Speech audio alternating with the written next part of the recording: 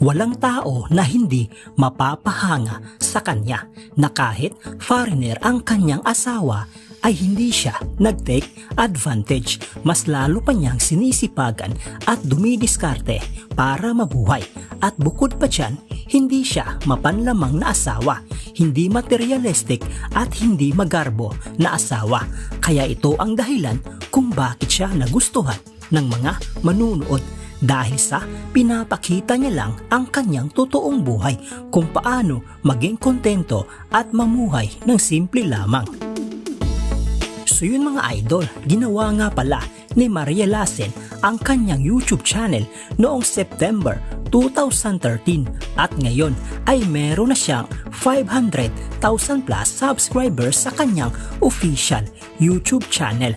Kaya sa video na ito mga idol ay ating pag-uusapan at aalamin kung magkano na nga ba ang kanyang latest estimated sahod sa YouTube ngayong 2024. Gamit ang public website na Socialblade ay ating makikita ang kanyang latest estimated sahod sa YouTube ngayong 2024. Ang Socialblade nga pala mga idol ay isang public website na kung saan kahit sino ay pwedeng tumingin sa analytics at estimated earnings ng isang YouTuber or influencer.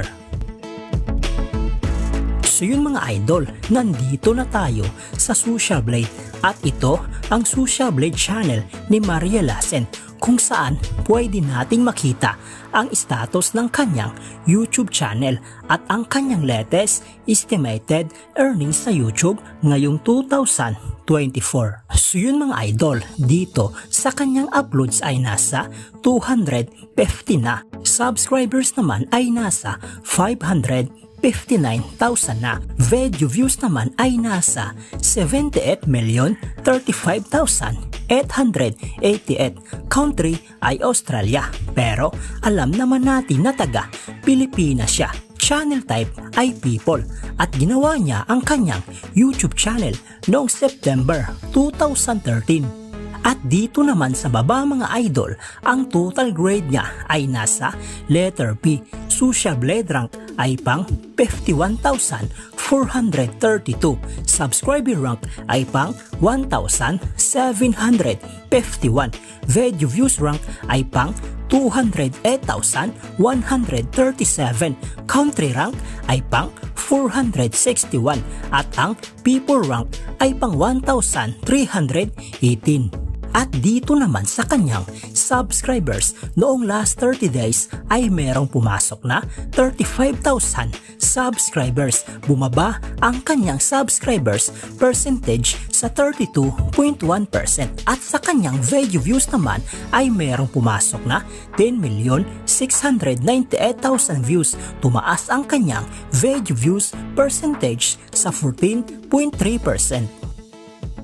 So yun mga idol, dito naman sa YouTube stat summary ni Maria Lassen noong June 3, 2024 hanggang June 16, 2024 ay makikita natin dito ang pumasok na subscribers, pumasok na video views at ang estimated earnings niya sa bawat araw. Pero mga idol, ang titingnan natin dito ay ang daily average at weekly average. At disclaimer lang mga idol, ang impormasyon na inyong nakikita ay isang estimated earnings lamang dahil ang website na ito ay nagbabase lamang sa views ng bawat video. So yun mga idol, umpisahan natin dito sa daily average. Dito sa kanyang subscribers sa loob ng isang araw ay merong pumasok na 1,000 plus subscribers. Sa kanyang video views naman sa loob ng isang araw ay merong pumasok na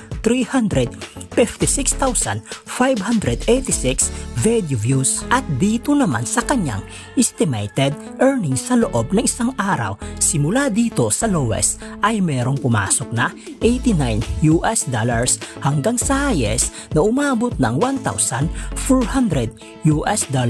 At kung i-convert ito sa ating pera, ang katumbas nga pala ng $1 ngayon sa ating pera ay nasa pesos. So yun mga idol, ang katumbas ng $89 sa ating pera ay nasa 5,162 pesos. Ito ang kanyang posibleng kikitain sa loob ng isang araw sa lowest estimated earnings, at ang katumbas ng $1,400 sa ating pera ay nasa 81,200 pesos.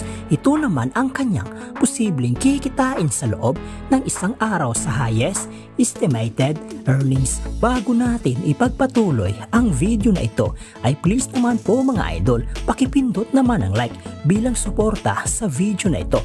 Maraming salamat mga idol. So yun mga idol, dito naman tayo sa weekly average. Dito sa kanyang subscribers sa loob ng isang linggo ay merong pumasok na 8,000 plus subscribers. Sa kanyang video views naman sa loob ng isang linggo ay merong pumasok na 2,496,102 video views. At dito naman sa kanyang estimated earnings sa loob ng isang linggo, simula dito sa lowest ay merong pumasok na $624 hanggang sa highest na umabot ng $10,000. At kung i-convert ito sa ating pera, ang katumbas ng $624 sa ating pera ay nasa 36,192 pesos. Ito ang kanyang posibleng kikitain sa loob ng isang linggo sa lowest estimated earnings, at ang katumbas ng $10,000 sa ating pera ay nasa 580,000 pesos. Ito naman ang kanyang posibleng kikitain sa loob ng isang linggo sa highest estimated earnings. So yun mga idol, uulitin ko, ang impormasyon na inyong nakikita ay isang estimated earnings lamang dahil ang website na ito ay nagbabase lamang sa views ng bawat video.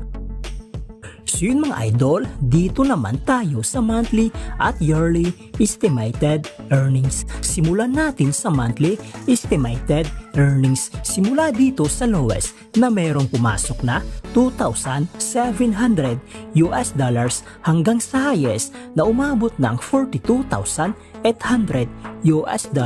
At kung i-convert ito sa ating pera, ang katumbas ng $2,700 sa ating pera ay nasa 156,600 pesos. Ito ang kanyang posibleng kikitain sa loob ng isang buwan sa lowest estimated earnings, at ang katumbas ng $42,800 sa ating pera ay nasa 2,482,400 pesos. Ito naman ang kanyang posibleng kikitain sa loob ng isang buwan sa highest estimated earnings. So yun mga idol, dito naman sa yearly estimated earnings, simula dito sa lowest na merong pumasok na $32,100 hanggang sa highest na umabot ng $513,500. At kung i-convert ito sa ating pera, ang katumbas ng $32,100 sa ating pera ay nasa 1,861,800 pesos. Ito ang kanyang posibleng total na kinita sa loob ng isang taon sa lowest estimated earnings, at ang katumbas ng $513,500 sa ating pera ay nasa 29,783,000 pesos. Ito naman ang kanyang posibleng total na kinita sa loob ng isang taon sa highest